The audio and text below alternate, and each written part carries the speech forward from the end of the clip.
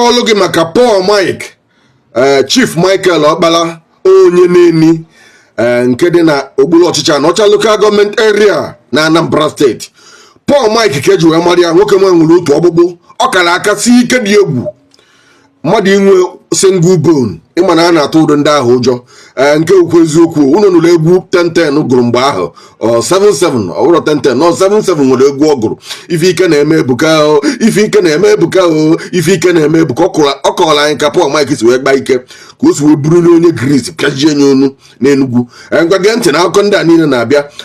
Amụrụ Paul Mike na Ọgọst 3, 1939 amụọ ya ọ dịka nwoke na-adị wee tobe zọba onwe ya. Mgbe ọ na-etolite ọkụkụ na nwoke na-ebido n'eju wee chọpụta na o siri ike mmadụ parents ya na-agbaziri ya megidezie ọgbada Ọnịcha na Ọnịcha ahụ ka ọ gbadazi wee mere ihe dị na boxing. Initially he was an amateur boxer. Obido as a wrestler initially. Na aghọtakwa ihe na-ekwu, gee ntị ọfụma, kpachara data na phone. Obido as an amateur boxer. Nke a ka ọ na-emezi awụ ịtọrọ ụtọ awụ isobe ji, nke bụ eziokwu, maka na afọ iru ofe emetakwu garị, afọ iru ofe afọ na iru ofe ma mma emetebe garị. O wesizie from boxing, maka mgbe ahụ ọ na-akụ ọkpa ọ na-enejere mmadụ dịka D3ATH anya. Ọtụtụ n'ime anyị ma ọwụrụ na anyị ma, maka na most of us amara D3ATH nọ na anyị nụ maka D3ATH, and that's a sense of history.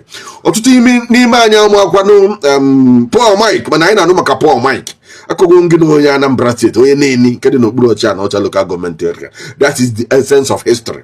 Paul Mike adị egwu, so ọ na-eneje D3ATH anya as role model ya. So megidezie ọ hapụzie ịkụ ọkpọ as an amateur boxer wee graduate ebazia to wrestler ka ọ bụzi.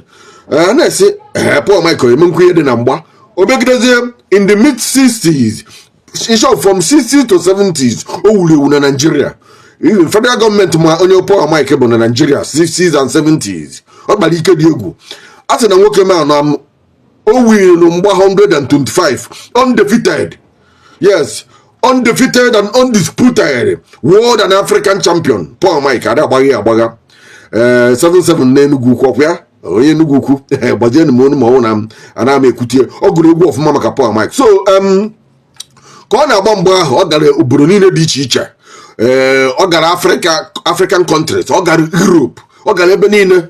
Mgbe o jere mba Europe na mid 60s, ọ gbara mgbe ebe ahụ n'obodo dịka Greece, gbachakwa mechie nata na Nigeria. Ọ zọrọ mpi wrestling na Africa. Yes, undefeated African champion. O meri mmadụ dịka Masalumba merie enye. Masalumba wụ odogwu onye Gambia na-agbata mgba ọfụma. Paul Mike meriri ya. O merikwa mmadụ dịka Johnny Kwango. Yes, o merikwara ya. Mgbe ọ na-agba ma na obodo oyibo, o merikwa odogwu nwoke Lebanon nwere otu ọkpụ na-agbata mgba ọfụma. Paul Mike meriri ya. A na-akpa Ali Baba of Lebanon. Ndị o meri ka nkụ. Yes, dịka ntị wee gwa gị. Ọkwa rekọdụ ọ dị documented 125 wins undefeated. Paul Mike Chief Michael Okpala na Neni kedụ n'okpuru ọchịchị Anọcha local government area na Anambra State ka ọ na-emezi ọtọnatawazi ahụ ka ọ na-atọnatazi arụ ruo 1975. Ịma na ndị a na-eme ihe ike ọ naghị adịcha ya izi. O wee sị ka ya reta ya, ka ya focus ya na promoting boxing, promoting wrestling. O mechakwa ruo ma senta ebe a na akụmọkpọ na-agba ma mgba na mkpọ nke dị na side Ọnịcha, mkpọ nke dị na Anambra State. Ọ rụcha ihe niile a, ọ dị egwu. Mma akọ akụkọ niile, mana ọ bụrụ na m akọrọ ọrụ nke a, ọ bụrụ na m akọghọ gị nke a Paul Mike mee, ma na ana m akọtacha. Mana according to history, ịgụọ, if you go through Google or anywhere, atụ na ọ dị undocumented, ọ dị unverified. Ọma mụ na ndị ọcha ọrụ aghọ wee mara ụma wepụ ya, maka na etinye dị rekọd asị hey onye a meriri onye Greece. Yes, ka akụkọ si wee kọọ. Anụ m na mgbe ọ nọ n'Ujie n'Enugu ka a na-agba mgba afọ ya na onye Greece. Greece wrestler ya na Paul Mike na-akwatu ya n'Enugu. Na onye Greece a siri ike dị egwu. O nwekwuru ofe ọkpụ nke ya na Paul Mike na-egwodo wee chọọ ka ubiri Paul Mike bụ anyị isi n'ala. Paul Mike wee ghọchara ya ute ofe aka o nwere, tụtụrụ onye Greece n'elu wum gburu ya ịgba n'ala, pịaji onye Greece collarbone.